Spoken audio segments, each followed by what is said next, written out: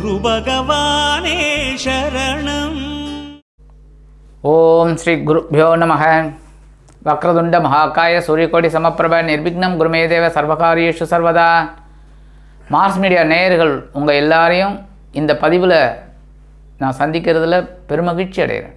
இந்த பதிவு மிக மிக மிக முக்கியமானது. குரு பயிற்சி. நீங்கள் கேட்கலாம், என்ன சுவாமி குரு பயிற்சி, ராகு கேது பயிற்சி, சனி பயிற்சி எல்லாம் அப்படியே வந்துருந்தானே இருக்குது. மாறி மாறி வந்தாலும் நம்மளை ஏமாற்றாமல் இருக்கணும். மாற்றங்கள் கொண்டு வரலாம், ஏமாற்றங்கள் கூடாது. இந்த குரு பயிற்சியினால் நமக்கு நல்லது தான் நடக்கணும். என்ன பண்ணினா நல்லது நடக்கும் அப்படிங்கிறத பற்றி நம்ம பார்க்கணும். இந்த குரு பகவான் இதுவரைக்கும் மேஷ ராசியில் இருக்கார். 1/5/2024 அவர் ரிஷபராசிக்கு வந்துடுற. ரிஷபராசி பகை. உங்களுக்கே தெரியும், சுக்கிர பகவானோட இடம் ரிஷபராசி, துலாம் ராசி. அந்த துலாம் ராசி ரிஷபராசியில் இந்த சுக்கிர பகவான் சுபகிரகம் வந்தாலும் பகை கிரகம் அப்படின்னு சொல்கிறது. ஆக இப்போ இந்த முக்கியமான பதிவுக்கு நம்ம போகலாமா? அதுக்கு முன்னாடி சப்ஸ்கிரைப் பண்ணாதவங்க கண்டிப்பாக சப்ஸ்கிரைப் பண்ணுங்கள். உங்களுக்கு நிறைய ஒரு விஷயங்கள்லாம் வரப்போகிறது. உங்களுக்கு ஈஸியாக உங்களுக்கு கிடைக்கிறதுக்காக நீங்கள் சப்ஸ்கிரைப் பண்ணிவிட்டு லைக் பண்ணுங்கள், ஷேர் பண்ணுங்கள், கமெண்ட் பண்ணுங்கள். இப்போ இந்த பதிவுக்கு போகலாமா? எனதருமை விருச்சிக ராசி நேயர்களே, இந்த பதிவில் நம்ம குரு பகவானின் அற்புதமான ஒரு பேச்சையை பார்க்க போகிறோம். குரு பகவான் ஒரு சுபகிரகம், ரொம்ப அற்புதம். ஏன்னா உங்களுக்கு தனவாக்கு குடும்பஸ்தானாதிபதி, அதே சமயம் பஞ்சமாதிபதி. இந்த குரு பகவான் இதுவரைக்கும் பார்த்திங்கன்னா பகைருண ரோகஸ்தானமாகி 6ஆம் இடத்துல இருந்தார். 6ஆம் இடத்துலங்கும்போது சில பேருக்கு பார்த்திங்கன்னா உடல் ஆரோக்கியம் கொஞ்சம் அப்படி இப்படி இருந்திருக்கு.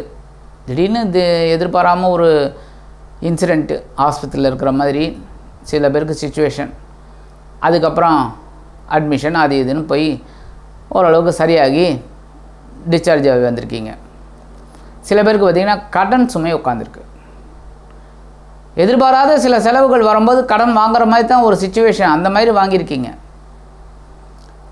கொடுத்த வாக்குறுதியும் காப்பாற்ற முடியல. சில நேரங்களில் இதை நான் பண்ணித்தரேன் அப்படிங்கிறீங்க, ஏதோ ஒரு வேலை பலுவில் இது. அதேமாரி உத்தியோகத்தில் பார்த்திங்கன்னா நிறைய நெருக்கடிகள், வேலை பலு அதிகம். அதாவது ஒரு 4-5 பேர் செய்ய வேண்டிய வேலையை உங்கள் தலையில் கட்டியாச்சு, நீங்கள் தான் செய்யணுங்கிற மாதிரி. என்ன பண்ணுறது, ஜீவனம் வேணுமே, அதனாலேயே நீங்கள் பல்ல கடிச்சிக்கிட்டு ஏதோ ஓட்டிட்டீங்க. திருமணம் அப்படிங்கும்போது ஏதோ ஒரு தடை தாமதங்கள், என்னமோ ஒன்றும் புரியல. சரி, இதெல்லாம் எப்போ மாறும்னு நீங்கள் உட்காந்துருந்தீங்க. அந்த மாற்றமான ஒரு ஏற்றம் இப்போ வரப்போகிறது.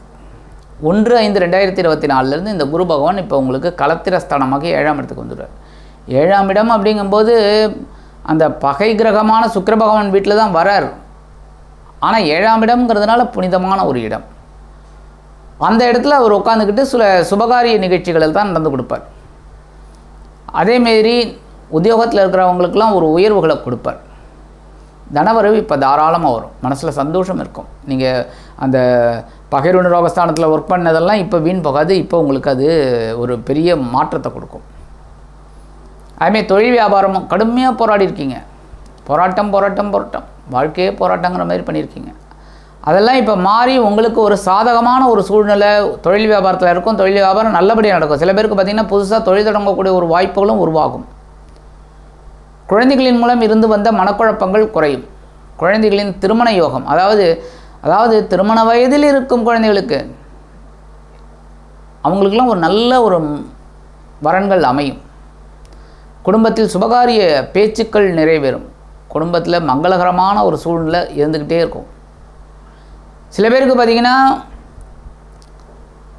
இந்த குலதெய்வ பிரார்த்தனையெல்லாம் நிகழ்த்தக்கூடிய ஒரு வாய்ப்புகளும் அவங்களுக்கு கிடைக்கும். ஆன்மீக பயணங்கள் அதெல்லாம் நீங்கள் ஏற்பாடு செஞ்சு நீங்கள் அதில் போய் கலந்துக்கிட்டு அந்த மாதிரி ஒரு முன்னேற்றம் உங்களுக்கு கண்டிப்பாக வந்து சேரும். எப்போவுமே நம்ம மனசு தெளிவாக இருந்து சந்தோஷமாக இருந்தாலே உடல் ஆரோக்கியமும் சிறப்பாக இருக்கும். ஸோ இல்லத்தை அலங்கரிக்கும் இல்லத்தரசிகளுக்கு உடல் ஆரோக்கியம் சிறப்படையும். புதிதாக வேலை தேடும் குழந்தைகளுக்கு வேலை வாய்ப்பு அருமையாக வந்து சேரும். மனசில் முதல்ல சந்தோஷம் இருக்கும், அதுவே பெரிய பாக்கியம். பங்குச்சந்தை, ரியல் எஸ்டேட் அதிலெல்லாம் இருக்கிறவங்களுக்கு ஒரு ஏற்றம் கண்டிப்பாக கிடைக்கும். ஏன்னா விருச்சிக ராசியை சேர்ந்த அன்பர்கள் நிறைய பேர் வந்து ரியல் எஸ்டேட்டில் இருப்பீங்க.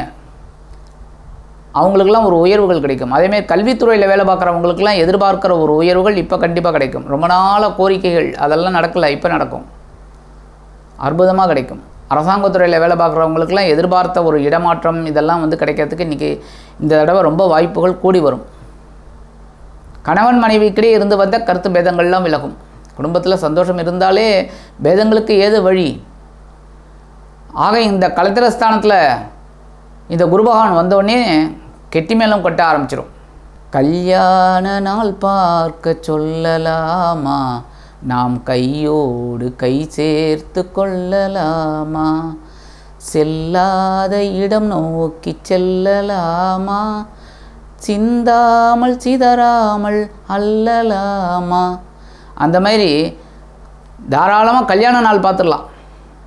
திருமணமாகாத குழந்தைகளுக்கு திருமண யோகம் கண்டிப்பாக கூடுறதுனாலே கல்யாண யோகம் வந்துடுத்து அப்படின்னாலே கல்யாண நாள் பார்த்துடலாம். ரொம்ப அற்புதமான ஒரு முன்னேற்றம் உங்களுக்கு கிடைக்கும். அந்த வகையில் நீங்கள் எடுக்கிற காரியங்களும் இப்போ ஸ்ரத்தையாக எடுப்பீங்க. அந்த ஸ்ரத்தைக்கு உண்டான ஒரு முன்னேற்றம் கண்டிப்பாக கிடைக்கும். 7ஆம் இடம் புனிதமாகுது.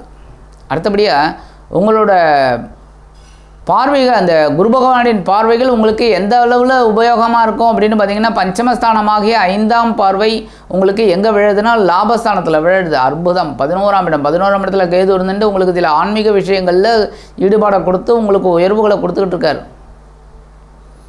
5ஆம் இடத்துல ராகு கொஞ்சம் குழப்பத்தை கொடுத்துட்டு இருக்கார், இல்லைன்னு சொல்ல முடியாது. ஆனாலும் குருவின் காரகத்துவம் அப்படிங்கிறனால ஓரளவுக்கு சமாளிச்சிட்ருக்கீங்க. இந்த 11ஆம் இடத்துல கேது உங்களுக்கு ஓரளவுக்கு அனுகூலம் இருக்குது. அப்படிங்கிறத இந்த கேது வந்து குருவோட பார்வையை வாங்கிட்டு சஞ்சாரம் பண்ண போகிறாரு. இனிமேல் லாபஸ்தானம் புனிதமாகுது. லாபஸ்தானம் அப்படின்னாலே நீங்கள் தொட்ட காரியங்கள்லாம் பொண்ணாகும். பொன்னவனின் பார்வை 11ஆம் இடத்துல விழுந்தால் ரொம்ப அற்புதம். விலை உயர்ந்த பொருட்களை வாங்கக்கூடிய ஒரு வாய்ப்புகள் உங்களுக்கு கிடைக்கும். உத்தியோகத்தில் உயர்வுகள் ஆட்டோமேட்டிக்காக கிடைக்கும். தொழில் வியாபாரம் ரொம்ப நல்லபடியாக நடக்கும். ஸ்ரத்தையாக வேலை செய்வீங்க. தொழிலை இப்படி நடத்தினா தான் இப்படி அப்படின்னு. அதேமாரி ஒவ்வொரு துறையிலும் எந்த துறையில் நீங்கள் வேலை செஞ்சாலும் அந்த உயர்வுகள் உங்களுக்கு ஆட்டோமேட்டிக்காக கிடைக்கும். அடுத்தபடியாக 7ஆம் பார்வையாக உங்களோட ஜென்மராசியை பார்க்குறது ரொம்ப விசேஷம், ரொம்ப ரொம்ப விசேஷம். ஏன்னா ஜென்மராசியில் ஒரு குரு பார்வை, அதுவும் 7ஆம் இடம் அப்படியே 7ஆம் பார்வை விழுது அப்படின்னா ரொம்ப அற்புதம். மனசில் சந்தோஷம் இருக்கும், உடல் ஆரோக்கியம் சிறப்படையும், ஒரு தெளிவான சிந்தனை ஓடும் உங்களுக்கு. அது இப்படி வேலை செய்யணும், இப்படி தான் பண்ணணும், காலையில் எழுந்ததுலேருந்து இரவுக்குள்ளே இந்தந்த வேலைகளெல்லாம் இப்படி இப்படி முடிக்கணும் அப்படின்னு நினச்சி முடிவெடுப்பீங்க. அது அற்புதமாக நிறைவேறும். அடுத்தபடியாக 9ஆம் பார்வையை உங்களோட சகாயஸ்தானமாகிய 3ஆம் இடத்தை பார்க்குறாரு. உடன்பிறப்புகள் உங்களுக்கு ஆதரவாக இருப்பாங்க. பிராத்ருஸ்தானம், உடன்பிறப்பு ஸ்தானம். அதேமாதிரி இந்த ஐடி துறையில் வேலை பார்க்குறவாளுக்கெல்லாம் ஒரு உயர்வுகள் கிடைக்கும். ரொம்ப நாளாக ரொம்ப எதிர்பார்த்துட்டு இருக்காங்க ஒரு சம்பள உயர்வு, ஏதாவது ஒன்று கிடைக்காதான்னு, சலுகைகள் கிடைக்காதாங்கிற மாதிரி அவளுக்கெல்லாம் கிடைக்கும். அதுமாதிரி அரசியல்வாதிகளுக்கு முன்னேற்றம் கண்டிப்பாக வரும். புதிய பதவிகள் பொறுப்புகள் கிடைக்கிறதுக்கு வாய்ப்புகள் நிறைய இருக்குது அவங்களுக்கு. அதேமாரி அரசாங்கத்துறையில் இருக்கிறவங்களுக்கு எதிர்பார்க்குற உயர்வுகள், இந்த பதவி உயர்வு, சம்பள உயர்வு இதெல்லாம் கண்டிப்பாக கிடைக்கும். இந்த நேரத்தில் உடன்பிறப்புகளின் திருமண நிகழ்ச்சிகள் இதிலெல்லாம் நீங்கள் கலந்துக்கிற ஒரு பாக்கியம் உங்களுக்கு கிடைக்கும். சமூகத்தில் அந்தஸ்து உயரும். கல்வி பயிலும் மாணவிகள் கல்வியில் ரொம்ப அற்புதமாக செயலாற்றக்கூடிய ஒரு வாய்ப்புகள் அவங்களுக்கு கிடைக்கும். இந்த தடவை குரு பலமும் இருக்கவங்களுக்கு குருவோட பார்வை பலமும் இருக்குது. அதாவது இரட்டிப்பு யோகம்னு சொல்லுவாங்க பார்த்தீங்களா, அதில் நீங்கள் ஒருத்தர். இவ்வளோ நாள் பட்ட கஷ்டத்துக்கெல்லாம் விடிவு காலம் கிடைக்க போகிறதுங்க. அப்புறம் என்னங்க உங்களுக்கு பிரச்சனைகளே குறைய போகிறது.